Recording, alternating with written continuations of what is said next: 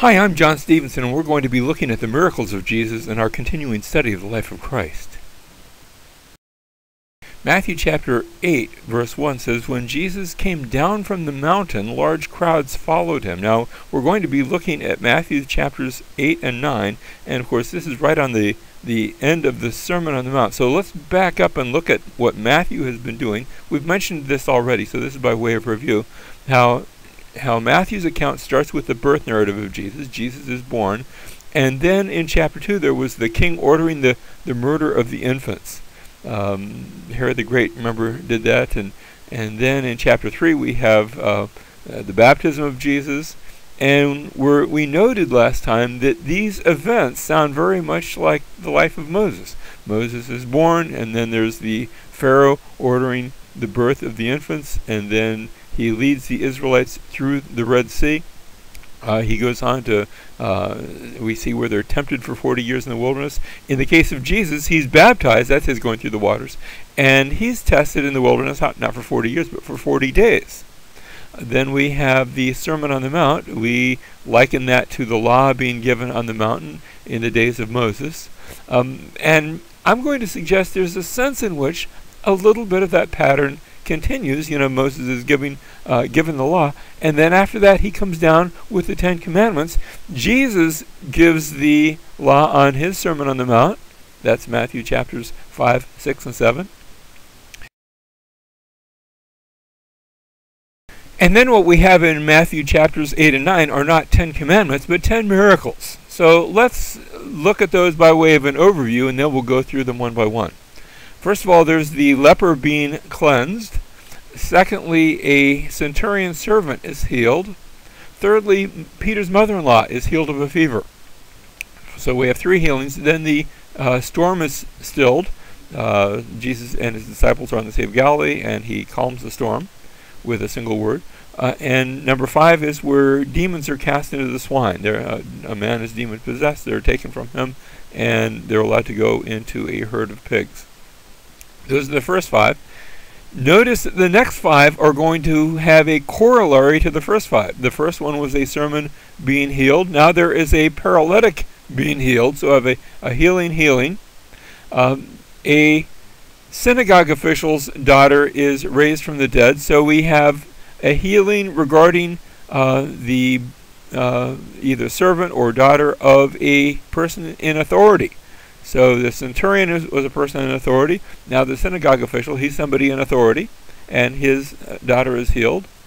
We had Peter's mother-in-law being healed, and we had a woman with an issue of blood. So there's a woman and a woman. We had the storm being stilled, and you say, wait a minute, there's 2 blind men who were healed. How does that correlate? In both of those, there's a reference to faith. They're told, the disciples are told when the storm is stilled, you have little faith. And the 2 blind men are told, your faith has made you whole.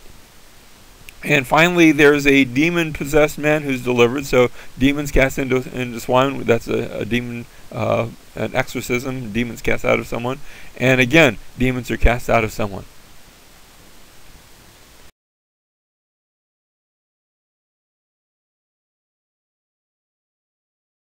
Now let's begin those. Matthew chapter 8, verse 2, "And a leper came to him and bowed down before him and said, 'Lord, if you are willing, you can make me clean.'" I love the way he says this. Not just, please cleanse me, but it's an expression of faith.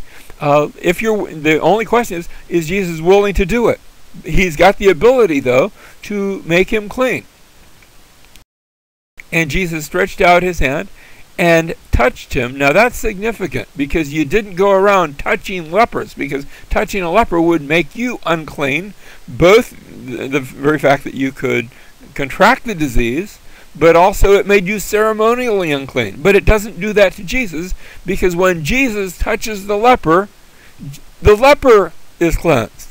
And he says, I am willing, be cleansed, and immediately his leprosy was cleansed. So instead of Jesus becoming unclean, the leper becomes clean through this touch.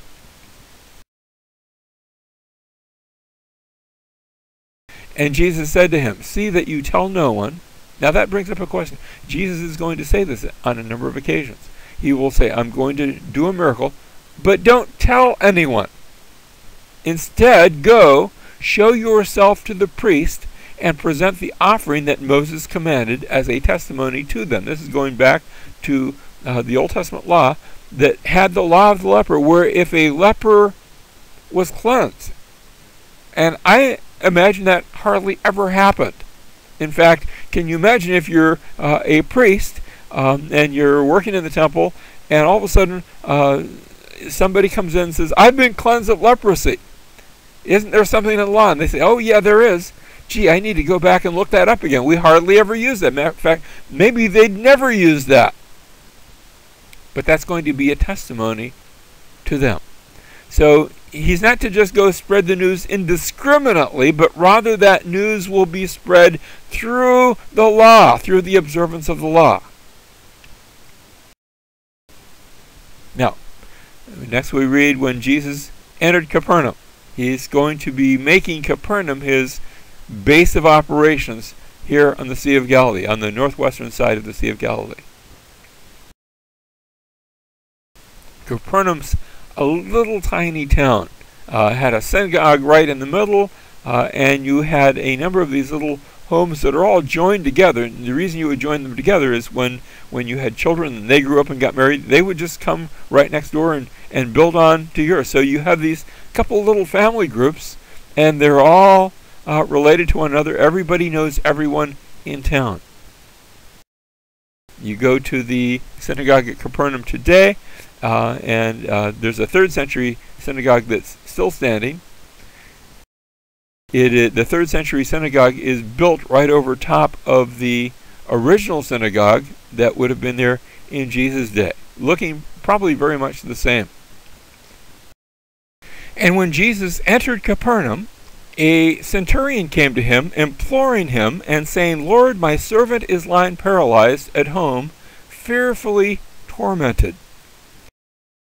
Jesus said to him, "I will come and heal him." But the centurion said, "Lord, I'm not worthy for you to come under my roof, but just say the word, and my servant will be healed. For I also am a man under," here's that key word, "authority, with soldiers under me. And I say to this one, go, and he goes, and another, come, and he comes, and to my slave, do this, and he does it."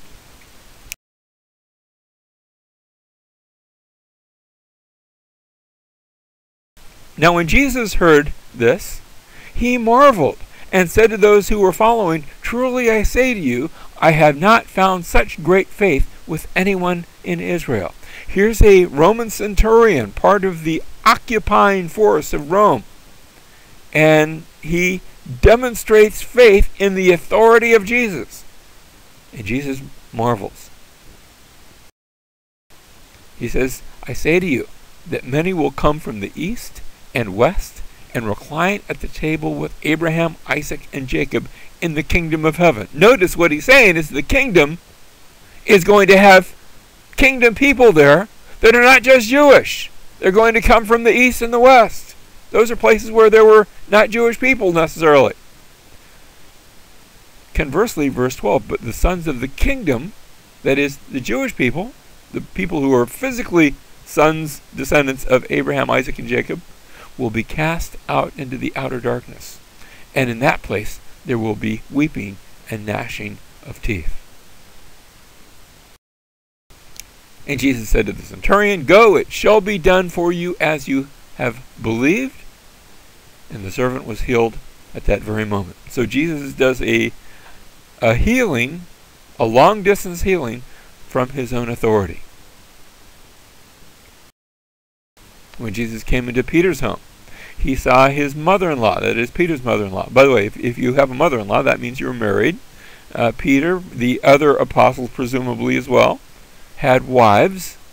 There was nothing about, you're more spiritual if you don't get married. Now there are some things that Paul will say later on about celibacy that can be a good thing. But here, Peter has a mother-in-law, and his mother-in-law is lying sick in bed with a fever, and he touched her hand, and the fever left her, and she got up. And notice, it's a complete restoration. She got up and waited on him. She's not just healed, but she's healed and strengthened and able to get up and serve. When evening came, they brought to him many who were demon-possessed, and he cast out the spirits with a word. Notice, with a word, that's speaking of his authority, and healed all who were ill. This was to fulfill which was spoken through Isaiah the prophet. He himself took our infirmities and carried away our diseases. Isaiah gives a prophecy about how Messiah would take away infirmities and carry away diseases. That was not just speaking of spiritual infirmities and spiritual diseases. Jesus actually healed physically to show that he has the authority to heal spiritually as well. Now, when Jesus saw a crowd around him, he gave orders to depart to the other side of the sea.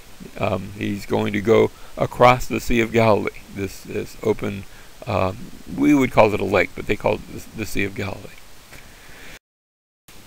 Then a scribe came and said to him, "Teacher, I will follow you wherever you go." Here he's leaving Capernaum. He's going to go to the other side of the Sea of Galilee.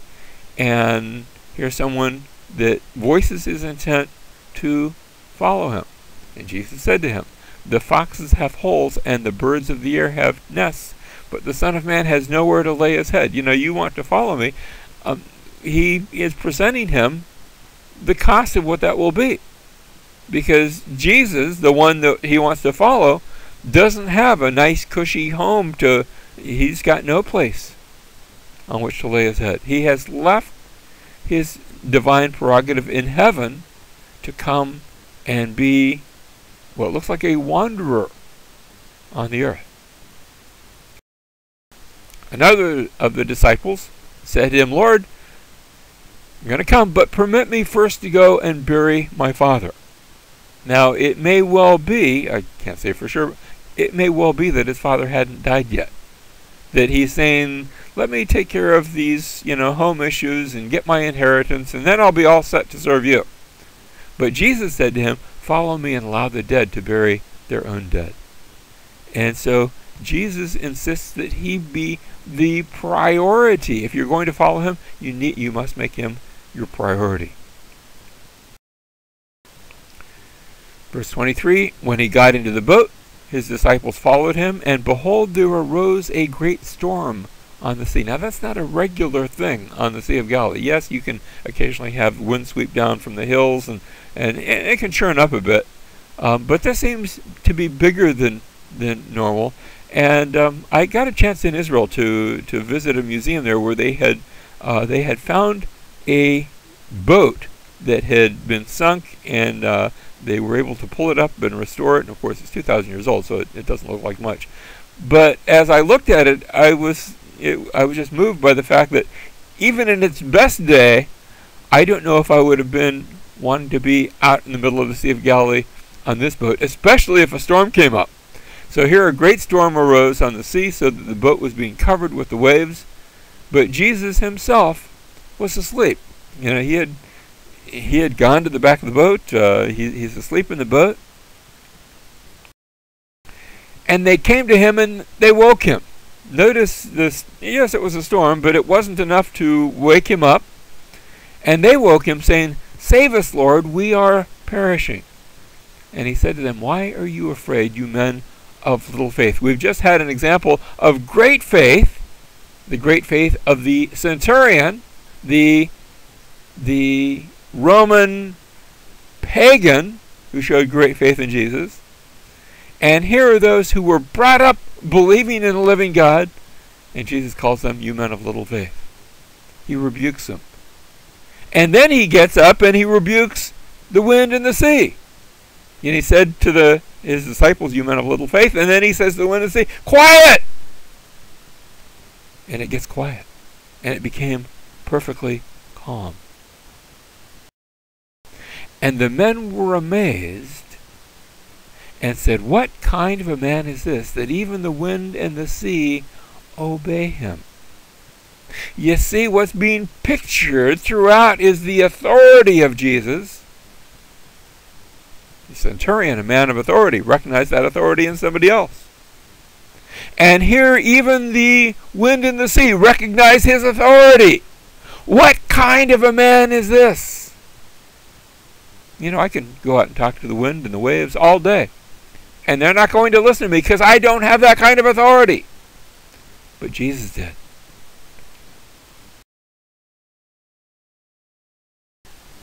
When he came to the other side, into the country of the Gadarenes, that's on the southeast side of the Sea of Galilee, 2 men who were demon-possessed met him as they were coming out of the tombs. Now, some of the other accounts only mention one of these men, but here in Matthew we're told there were 2 men. They were coming out of the tombs. They were so extremely violent that no one could pass that way. They had constituted a public menace. And they cried out, saying, "What business do we have with each other, Son of God? Have you come here to torment us before the time?" They recognize, here are these unclean spirits, these demons that are possessing these 2 men. They recognize the authority of the Son of God.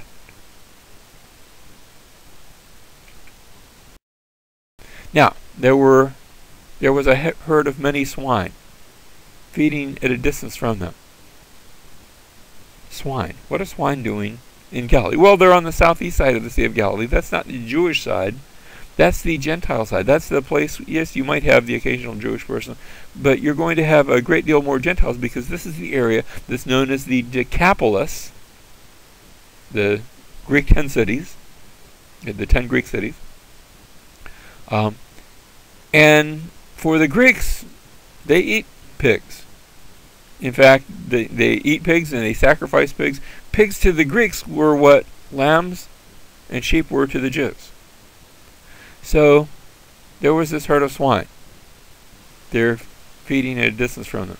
And the demons began to entreat him, saying, "If you're going to cast us out, then send us into the herd of swine." Apparently they don't want to be just cast out and be homeless. Can you allow us to enter this herd of unclean animals?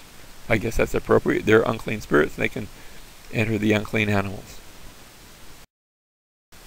And he said to them, "Go." And they came out, and they went into the swine, and the whole herd rushed down the steep bank. There are steep banks. You can see it in the distance as you're looking at that across the sea at that southeast side of the Sea of Galilee.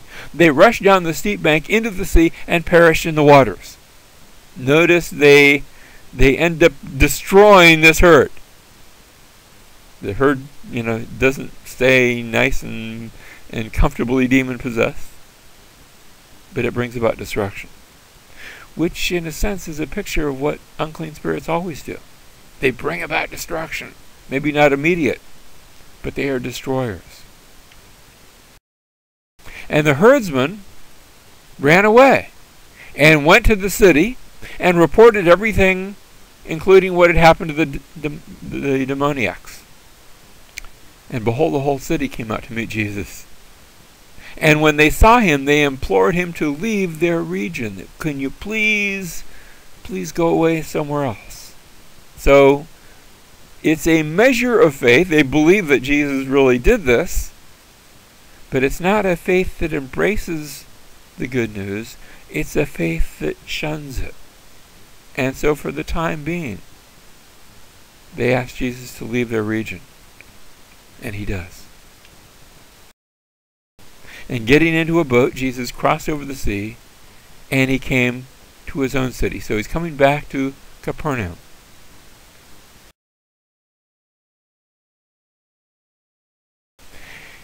And here in Capernaum, they brought to him a paralytic, lying on a bed. Someone who was paralyzed. Now, we don't know what it was. Is this muscular? Is this... we don't know. We're not told. But he's unable to move. And they bring him. All he can do is lie there. Notice, seeing their faith. It's not just the faith of the paralytic, although that might have been there too. But it's the faith of those who bring him. We're told in the other gospel accounts they had actually lowered him. He was in a crowded room, and they removed part of the thatch, I don't know if it was thatch roof, whatever the ceiling was, and they lower him through the roof. And seeing their faith, Jesus said to the paralytic, "Take courage, son, your sins are forgiven." Now, there's some of the scribes that were there. And they said, wait a minute, that sounds like blasphemy. This fellow blasphemes. After all, only God can forgive sins. And Jesus, knowing their thoughts, said, why are you thinking evil in your heart? Which is easier to say, your sins are forgiven, or to say, get up and walk? Well, the truth of the matter is that neither one can be done by just a normal person. Oh, I can say your sins are forgiven, but I can't really do that. But if I say your sins are forgiven, it's easy to say because there's no evidence. You can't see the sin. But when you say get up and walk, I can see if somebody gets up and walk. And so he says, but so that you may know that the Son of Man has, there's that word again, authority. This has been all about the authority of Jesus. That's why the miracles are given. The miracles are to show, to demonstrate his authority. But so that you may know that the Son of Man has authority on earth to forgive sins. Then he said to the paralytic, get up, pick up your bed, and go home. And he got up, and he went home. The idea is he picked up his bed, and he went home. He has the authority. Both to tell a lame man, a paralyzed man, to get up and walk, and also to forgive sins. Jesus has that kind of authority. But when the crowd saw this, they were awestruck and glorified God who had given such authority to men. They get the point. Authority has been given, and Jesus is manifesting that kind of authority. Back in Matthew chapter 7, verse 28, we had kicked off with this word. When Jesus had finished these words, the crowds were amazed at his teaching, for he was teaching them as one having authority, not as the scribes. And now that authority is being demonstrated throughout by his miracles, by his power, by his supernatural abilities, showing his authority.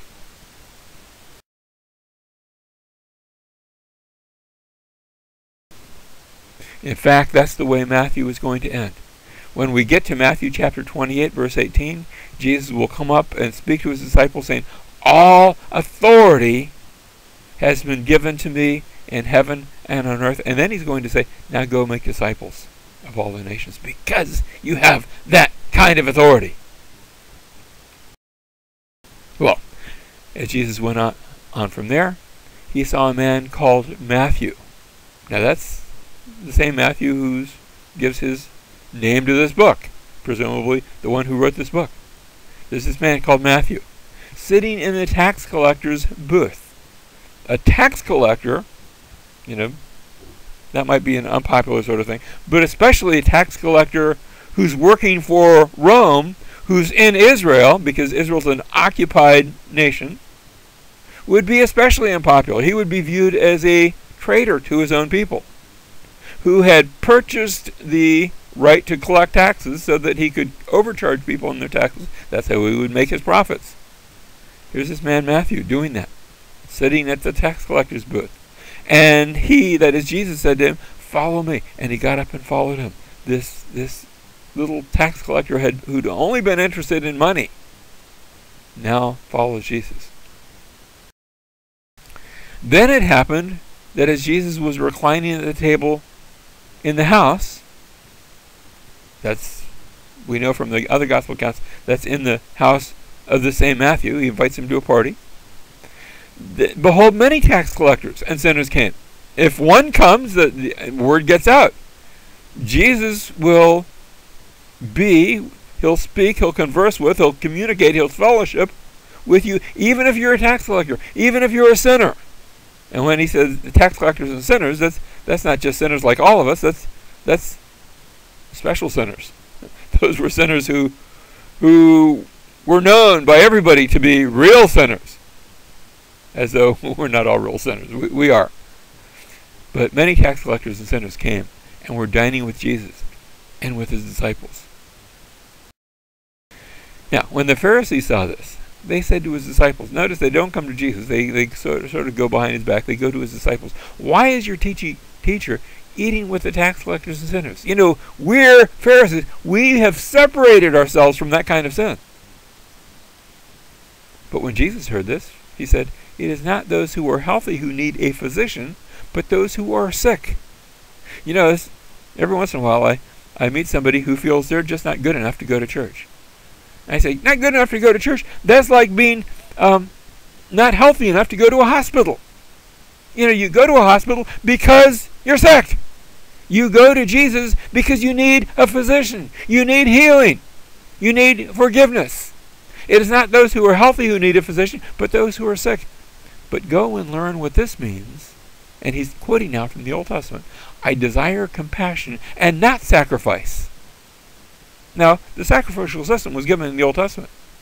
But the Lord just didn't want sacrifices. He wanted compassion. I desire compassion and not sacrifice, for I did not come to call the righteous, but sinners. Jesus came not to save righteous people, not to make righteous people a little bit nicer, but he came to save sinners. Then the disciples of John came to him. Now notice, first we'd had the Pharisees going to the disciples of Jesus. Now we have the disciples of John coming to him saying, why do we and the Pharisees fast, but your disciples don't fast? You know, fasting was a regular habit to the Pharisees, and likewise to the disciples of John. But they notice the disciples of Jesus, they haven't missed a meal. They are there eating with the tax collectors and with the sinners, and it looks like they're having a nice time. They're partying. Jesus is known as something of a, can I use this term? A party animal, by comparison. And Jesus said to them, the attendants of the bridegroom cannot mourn as long as the bridegroom is with them, can they? But the days will come when the bridegroom is taken away from them, and then they will fast. Now is not the time of fasting, but it will come when I'm no longer there with them. Then they will fast. But no one puts a patch of unshrunk cloth on an old garment, for the patch pulls away from the garment, and a worse tear results. Nor do people put new wine into old wineskins, otherwise the wineskins burst, and the wine pours out, and the wineskins are ruined, but they put new wine into fresh wineskins, and both are preserved. Now that's a parable. What does it mean in light of this? The disciples of John the Baptist have been looking at the Pharisees and saying, man, that's the way we've been going.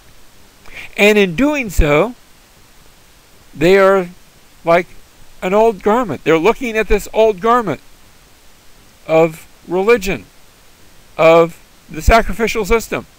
And Jesus says, I am like a new cloth. And I won't fit on that old garment. I'm like new wine. I won't fit in that new wineskin. I'm going to burst forth, and I'm going to be bigger than that. And you will actually see me tearing away and ruining that old wineskin.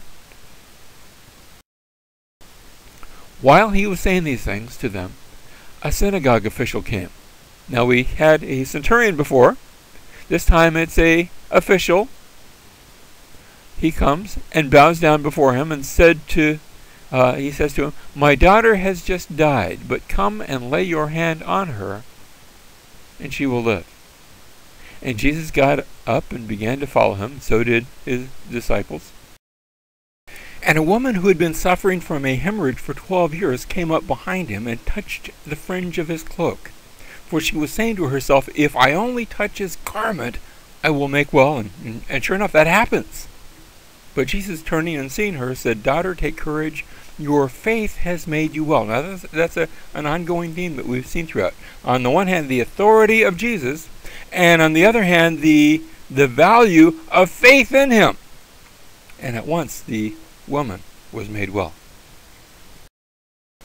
When Jesus came to the official's house, we're back to that. Notice how we started with the official's house, and they were on their way, and then we had the healing of the woman, sort of sandwiched in there, and then Jesus arrives at the official's house and saw the flute players and the crowd in the noisy disorder. He said, "Leave, for the girl has not died, but is asleep." Now, he'd been told earlier she has died. And now he says, all you folks that are here for the funeral, you can go home. There's not going to be a funeral. She's just asleep. And they began laughing at him. But when the crowd had been sent out, he entered and took her by the hand, and the girl got up. He wakes her. I think she had died, but he raises her from the dead. And this news spread throughout all the land. As Jesus went on from there, we have the next healing. Notice it's one right after the other after the other.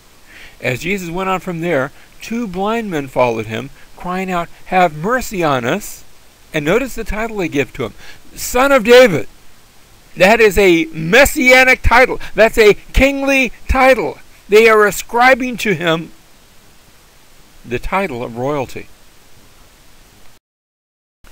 When he entered the house, the blind men came up to him, and Jesus said to them, "Do you believe that I am able to do this?" And they said to him, "Yes, Lord."